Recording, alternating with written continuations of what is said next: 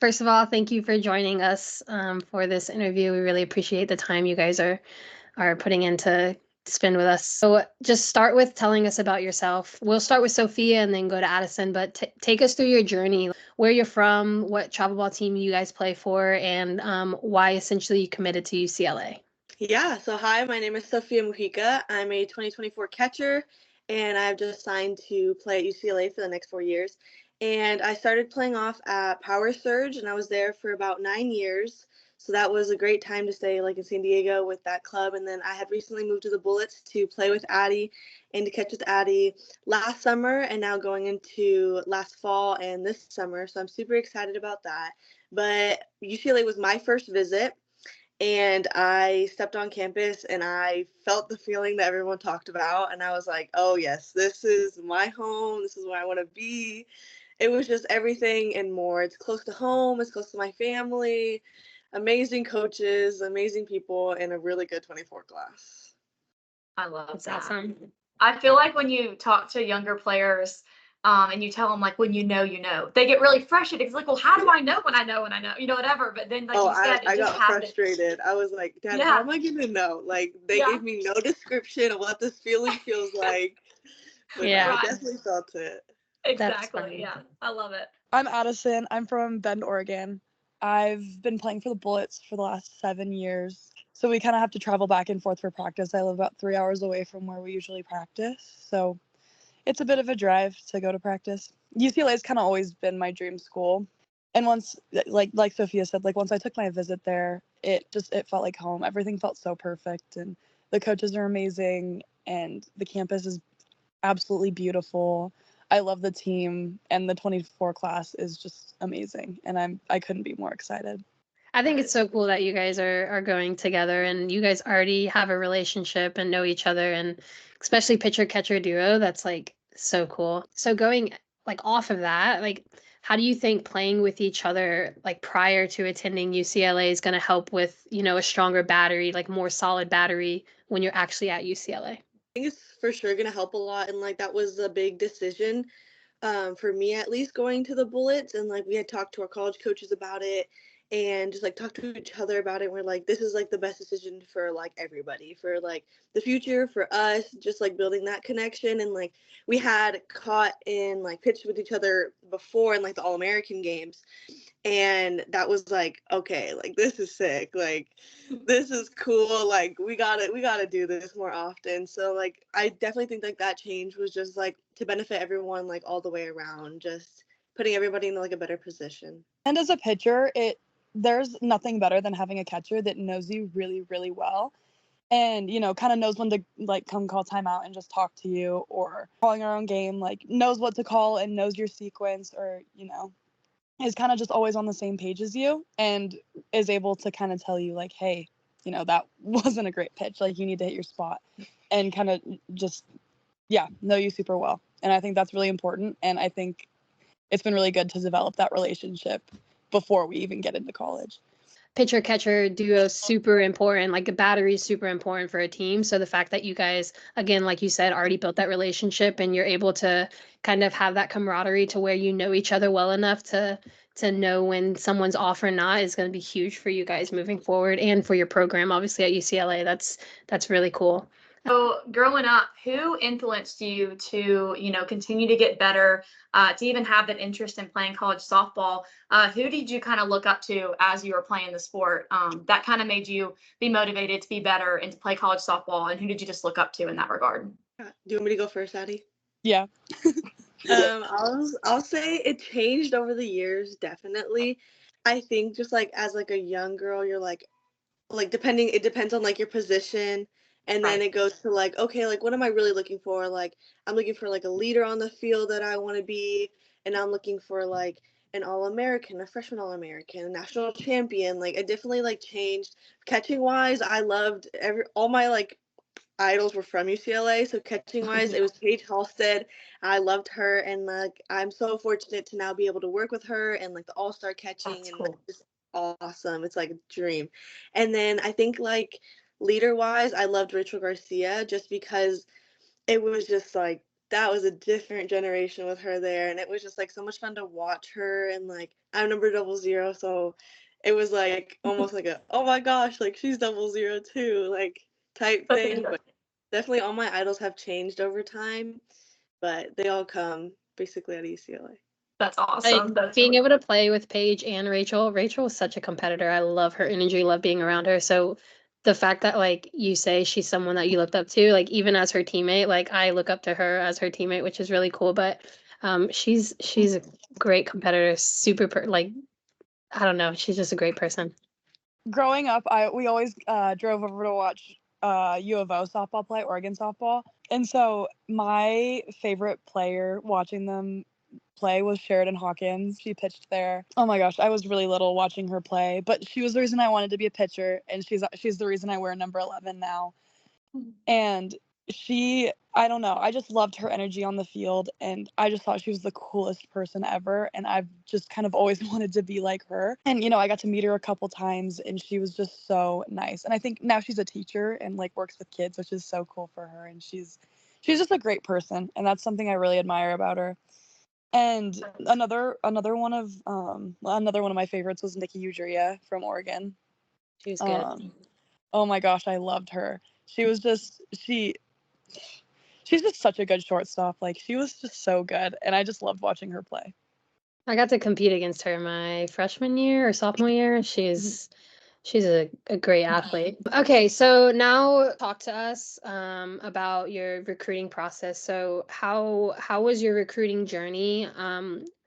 If you could give advice to those in the younger classes who haven't reached September 1 of their junior year yet, what advice would you give them? And then kind of talk about your platforms. What platforms did you utilize the most to put yourself out there, if you did use platforms, or were you more of a go to camp, send emails type of gal?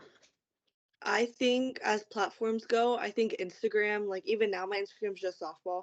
I loved having that. I feel like that was a really good just like resource to have because like everyone is on Instagram and it's just like a nice clean platform that's like okay, like there's all my softball stuff. But I definitely was more of the type to go to camps. I went to a ton of camps. I went to like the joint camps in Colorado where there was a ton of schools. I went to like the little camps with like that would have like other schools there. Like I feel like that was like really really like beneficial for me. I went to a lot of UCLA camps, I will say that. But I think as advice goes, don't rush it. Don't rush like the process. I know like a lot of girls like to commit September 1st, and if that's your dream school, of course. I didn't. I waited until like mid-October just to like, and I think my coaches had a really big like process with that. They were like, let's talk for a few weeks, like let's get to know each other, like before we like get you on campus. And I like absolutely love that they did that with me because it just made me love the process and enjoy it so much longer.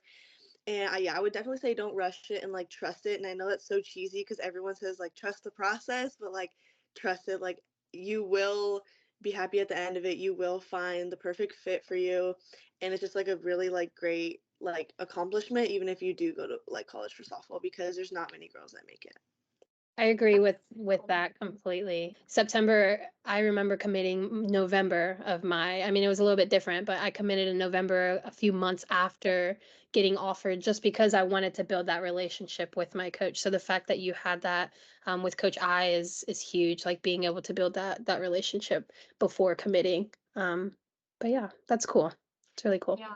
Yeah, that's cool that you said Instagram because most people we've been talking to have been Twitter. So I love that that's what you felt comfortable with. That's what you felt like was the best for you and, for personally how you were going to share yourself on social media. So it's really cool. I think that's what's awesome about social media and recruiting is you kind of can do whatever makes you feel the most comfortable and whatever makes you shine the best. That's really cool. You said Instagram. That's a different one. I like that.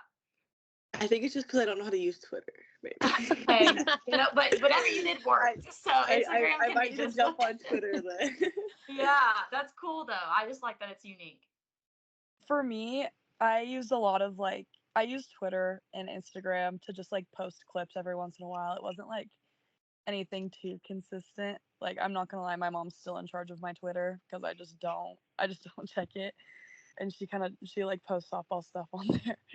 I was more of the type to like email coaches my game schedules and kind of just go to camps. Like I would go to the PGF camp every year before PGF and like just see the coaches there. Coach I would always be there, and it was so cool to see her. And as soon as September 1st came around, like I was so stressed out because it kind of hit me that like, you know, obviously I was a junior, but like this is the next chapter of my life, and this is a really big decision. And I was super stressed out about it, and just talking to everybody was crazy. Like there were so many options, and there were so many coaches to talk to, and like different perspectives, and it was really cool to get to know everybody. And so I took 2 official visits. I had 5 scheduled, but UCLA was my second visit. And as soon as I got home, my mom and I were sitting there, and I was like, yeah, so I think I'm going to UCLA. Like I don't really need to take my other visits. And so then I called all the other coaches that I was supposed to visit, and I told them, you know, I didn't want to waste their time because I already knew where home was. And I think that was really special. And if I had any advice, I would, again, like Sofia said, I know it's so cheesy, but I would just say like, yeah, trust the process. And it's true. Like you really do get the warm fuzzy feeling. Like you kind of just know. And it's so hard to explain because like once you feel it, you just know. And you just kind of have to trust that feeling. Absolutely. I completely agree. I remember when I committed, I called Addie. And we were like Yeah. downstairs Yeah. at the hotel, and I called her. I was like, Addie, because she told me, she's like, bro, you got to commit. Like, I'm committing before she commit out. She told me, and I was like, I looked at my dad, I go, Dad, Addie Fisher is committing here. And then I was like, dude. And I was like, and I don't know if the coach, I think the coaches knew, I'm not sure. But, and then I called her that night, and I was like, Addie, dude, we're going to UCLA together. Like, That's so cool. That is so special. I went to college and played with 2 of my travel ball teammates, and that is the most special relationship I think I have in my life, are my 2 teammates. But you know, because you grow up in high school together, and then you get to experience that next level, that next transition together. It's so special. So I'm very excited for you guys. I just have one more question for you guys before we start our little game. So what are you most excited for at UCLA? Sophia. I'm excited to travel because we're going to the Big Ten. So, like, that will be fun. Oh, yeah. I mean, like, I'm sure it's not going to be fun when I get there, like, planes and jet lag, all that stuff. But it's going to be fun to go see other places and just, like, compete. And, like, I don't know, like, that's every little, like, travel ball girl's dream, is to, like, play D1 softball. So, like, I'm just excited to see, like, what is it all about? And, like, just, like, take it all in and just, like, learn and become, like, a better player. Yeah, I think I was actually trying to move away from Oregon to get away from the snow, and now we get to go play up in like Minnesota in March, you know. But so not really getting away from the snow. But I'm I think I'm also very excited to travel, like just to see new places and go, you know, play all of these other players that I've been facing since we were little kids, and now we're, you know, playing in college. It's been really cool to see everybody grow. But I think I'm the most excited just to be with the team. Like everybody on the team is so awesome, and it just seems like such a great environment to be in, and it really is a family there. Yeah, I will say, like, just a piece of advice, like, just embrace the good and embrace the bad. Like, you guys both know we play a game of failure, and you're not going to be perfect, especially, you know, going into your freshman year. There's going to be there's going to be a huge learning curve. So just embrace it all. Like, embrace the bad, embrace the good, embrace the, you know, emotional roller coaster that you're going to experience soon. But and again, going off what you said with the recruiting process, like don't rush it. Like enjoy it, because you're gonna step on campus freshman year, and then you're gonna blink and you're gonna be a senior already. So definitely enjoy everything. Just a quick this or that game. You're gonna pick one or the other. So first question: rosin bag or sticky towel? Rosin bag, Indoor or outdoor workout? outdoor, Batting gloves or no batting gloves if you're a batting hitter? gloves, batting gloves, Conditioning or weightlifting? weightlifting, Visor or headband? visor, Gatorade or Powerade? Gatorade, Playing in the cold or playing in the heat? playing in the heat. Known for your speed or your spin? Oh, probably speed, but I want to be known for spin. That's a good answer. Day game versus night game. Day game.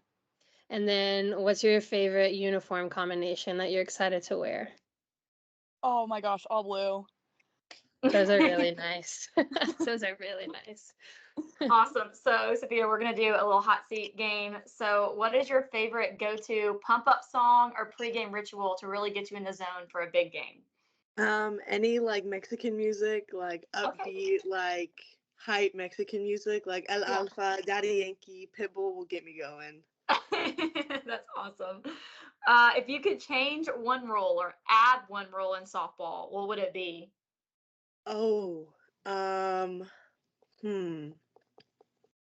Oh, that's such a good question. I would say, I like the instant replays. I think we should get more of those. Yeah, more instant I like replays. those. Those can change the game. Like Those can unlimited. change the Just game. no, they're not a select number. You can just do it whenever you want. I love it. Okay, what's the most embarrassing moment you've had in softball? Oh my gosh. I played in the championship. I played in the championship game of PGF. I think it was 10U or 12U. I think it might have been 10U. And the first pitch of the game went past me.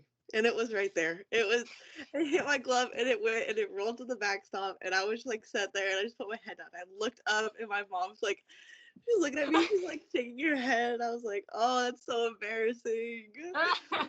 Like the first time playing on camera too, and I was like, we've all been there. My sophomore year in college, I set the record at the Women's College World Series for like the most errors our team made in the game. We had 8 errors versus Georgia, and a ball literally went right through my legs, and I was just like, oh my gosh, I need to quit. I'm quitting right now. That's funny. What is your favorite post-game snack or meal? Post game. I'm gonna say Chick-fil-A or In-N-Out. What do you get at either one? I'm gonna say I'll go to In-N-Out. Get a nice double. Double. I wish we had In-N-Out here. We don't have In-N-Out down on the East Coast. I'm like, dang. I've had it one time when I was in LA. One time. Amazing. But okay, and last one. What's the most unexpected skill or hobby you have in softball? Wait, sorry, I lost you for a second. Okay, I'll repeat it. What's the most unexpected skill or hobby you have outside of softball? Hobby, skill. I'm kind of fast. Okay. I like it. Yeah, kind of fast. I scored from like first in high school. It's high school, but I scored from first to home 2 times. And oh my gosh, it was the funniest thing. The crowd was like, dude, nobody knew Sofia can run. I was like, guys, like, come on now. Like, I'm fast. That's funny. I would have been winded. Oh, I was. I would have been I gotta take a second. This is too much. I made my sister go out and catch like the pitcher to warm up the inning. I was like, just give me a minute. Like, let me. I need oxygen. Water. Bring me an oxygen tank, please. Literally. All right, last question, and then we'll get you guys going. If you could invite 3 softball legends to dinner for a night of conversation and advice, who would you invite, and what would be the main topic of the conversation? Addie, do you want to go first? Yeah, sure. I would have to say my first one is Lisa Fernandez, because she is like the most fun person to talk to ever. Yeah, like I called her the other night just to tell her something that happened in a game, and we were on the phone for like an hour just like talking about life. Cutting it up. So I would have to say Lisa Fernandez. Then I would probably go, oh my goodness. I'm trying to think outside of UCLA, but I would also have to I would have to say Sue Enquist too. Because it's Sue Enquist. Like I don't think it needs an explanation. Oh my gosh, this is so hard. I have so many favorites. There's so many. And then I would probably say, honestly, then I would probably throw like Kat Osterman in there. She's a popular one. Yeah. Oh my gosh, she's just so cool. And she's so tall. Like I always think that I'm tall, and then I'm like standing next to her, I would probably look really, really short. So I don't know. I think that's really cool. But I don't really know what the topic of conversation would be. Like my mom has always said, like, talked about Sue Enquist and said, that woman could talk me into jumping off of a bridge. Like that's how like well she does it. You know what I mean? No, I do. So I think that like I would definitely ask a ton of questions about just the like mental side of the game and like how to just get over things that, you know, sometimes can be hard to get over. But I don't think we'd like stay on that topic for long, and we'd just kind of talk about everything and eat lots of food. So yeah. Love it. I love it. No, yeah, I'm definitely gonna have to go with Sue Inquist too, just because I grew up seeing her at PGF, and I was always like, "Dad, dude, that lady's crazy. Like, she has so much energy. Like, wow." And then I find out he's like, "Dude, like, she was a UCLA coach. Like, you guys gonna like, that's your family now." I'm like, that's crazy. Like, as a kid, that's crazy. Just because like she's always at PGF, and I always just remember like seeing her at PGF and like going to like the like pin trading, costume wearing thing. It was so much fun. Definitely her. I'm gonna go with Deja just because she's an amazing catcher and she's like on like just her high right now in softball. And then I'm gonna go with I'll go with, I want to take Lisa because you already took her. And I mean I think she'd be down for dinner Steal her again, from her dinner. Steal her. I want to say Lisa too, and I think my topic for dinner would just be like how to like even like when you are at the top, how to like keep like excelling. You know what I mean? Like after you've already hit and you've already like gotten so high up there and like you've already accomplished so much, like how do you like keep going? How do you push yourself to like keep going and just like keep taking those 5 steps forward? Those are good. That is I good. will say Sue Inquist, she came to Florida State to talk to us one week. Like Addison said, she was like she could talk me into doing anything she wanted me to do. She's good people. She gives me Kim Mulkey vibes, like with the Yeah. energy. Like Oh I my don't know. gosh, yeah. Crazy. But we appreciate you guys so much for jumping on and having conversation with us. But thank you so much for Thank coming. you. Awesome. Thank you Thank you for having guys. us. Thank you Bye. guys. Bye.